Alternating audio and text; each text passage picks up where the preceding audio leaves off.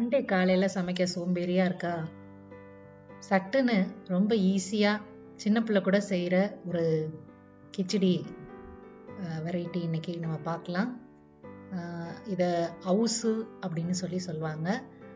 இதுக்கு தேவையான பொருட்கள் என்ன அப்படின்னா, புழுங்கல் அரிசி 1 கப், பாசிப்பருப்பு 1/2 கப், கடுகு 1 டீஸ்பூன், சீரகம் 1/2 டீஸ்பூன், காஞ்ச மிளகாய் 3, பெருங்காயம் 1/2 டீஸ்பூன், கருவேப்பிலை 1 கொத்து, கடலைப்பருப்பு 2 டேபிள் ஸ்பூன். இதோட இதுக்கு ஏத்த மாதிரி காரசாரமா நல்ல மணக்க மணக்க இருக்கிற ஒரு சட்னி.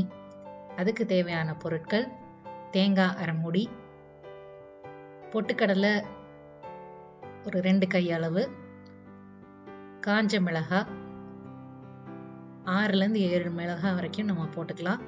இது நல்ல காரமா இருந்தால் தான் நல்லா இருக்கும் இந்த சட்னி. ஒரு 3 பல்லு பூண்டு, பாதி வெங்காயம் அது சின்னதாக நறுக்கி எடுத்து வச்சுக்கலாம்.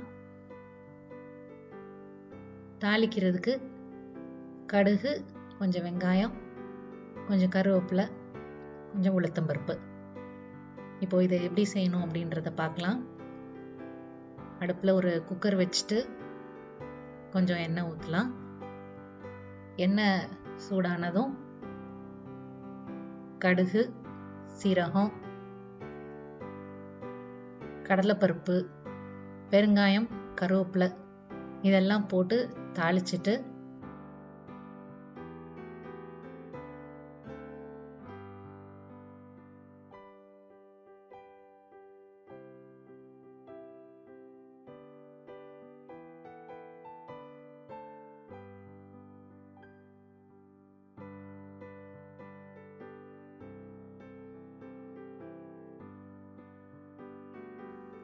ஒரு கப்பு அரிசி, 1/2 கப்பு பருப்பு சொன்னேன். ஸோ மொத்தம் 1.5 கப்பு. இதுக்கு நம்ம 3 கப் தண்ணி சேர்த்துக்கிட்டு தேவையான அளவு உப்பு போட்டுக்கலாம். அரிசியும் பருப்பையும் கழுவி அந்த குக்கரில் சேர்த்துடலாம்.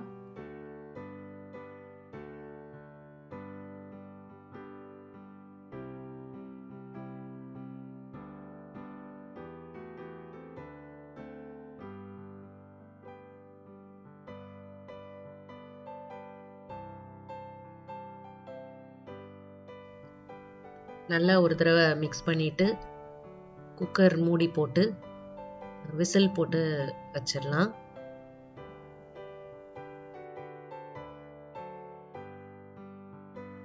சிம்ல வச்சு 2 விசில் வச்சிட்டோன்னா இந்த கிச்சடி டக்குன்னு நமக்கு ரெடி ஆயிரும். விசில் வர்றதுக்குள்ள இன்னொரு பக்கம் நம்ம இதுக்கு தேவையான சட்னி ரெடி பண்ணிடலாம். அதுக்கு ஒரு கடாய் அடுப்பில் வைங்க. காஞ்ச மிளகாவையும் பொட்டுக்கடலையும் அதில் போட்டு நல்லா ஒரு மீடியம் ஹீட்டில் வச்சு நல்லா கொஞ்சம் லைட்டாக ஒரு 2 நிமிஷம் வறுத்துக்கலாம். பொட்டுக்கடலை லைட்டாக கலர் மாதிரி கொஞ்சம் நல்லா வாசனை வர ஆரம்பிச்சிடும்.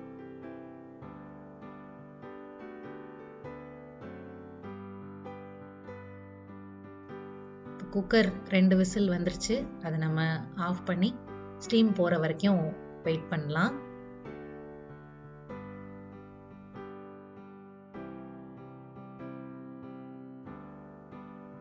மிக்ஸி ஜாரில் தேங்காய், பூண்டு,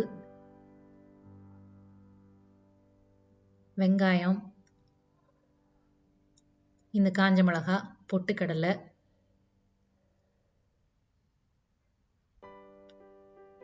அதுக்கு தேவையான உப்பு இதெல்லாம் போட்டு நம்ம நல்லா நைஸாக அரைச்சி எடுத்துக்கலாம்.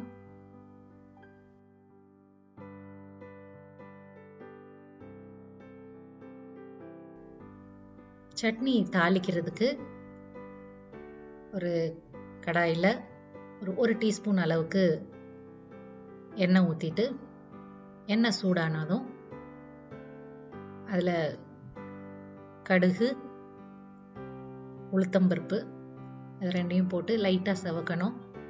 உளுத்தம்பருப்பு செவந்ததுக்கப்புறம் வெங்காயத்தில் பாதி வெங்காயம் சொல்லியிருந்தேன்.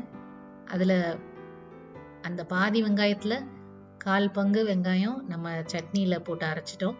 மீதி 1/4 பங்கு வெங்காயத்தை நம்ம இந்த தாளிப்புக்கு யூஸ் பண்ணுறோம்.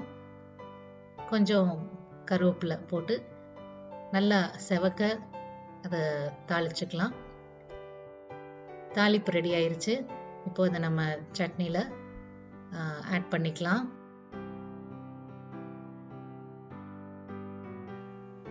இப்போ இந்த குக்கரில் ஸ்டீம் போயிடுச்சு. திறந்து எப்படி இருக்குன்னு பார்ப்போம். பாருங்க, நம்மளுடைய கிச்சடி ரெடி ஆயிருச்சு.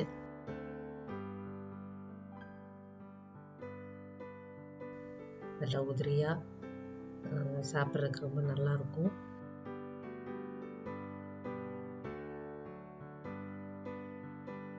இந்த சட்னி நல்லா மணக்க இருக்கும். சாப்பிட்றதுக்கு ரொம்ப டேஸ்டியாக இருக்கும். தேங்காய் சட்னி பிடிக்காது அப்படிங்கிறவங்களும் கண்டிப்பாக இதை சாப்பிடுவாங்க. நமக்கு ரொம்ப டயர்டாக இருக்கும்போது ரொம்ப ஈஸியாக முடிக்கிற ஒரு ரெசிபி இது. கண்டிப்பாக இது உங்களுக்கு பிடிக்கும்னு நினைக்கிறேன். இதை ட்ரை பண்ணி பாருங்கள். மறுபடியும் உங்களை இன்னொரு வீடியோவில் சந்திக்கிறேன். பை.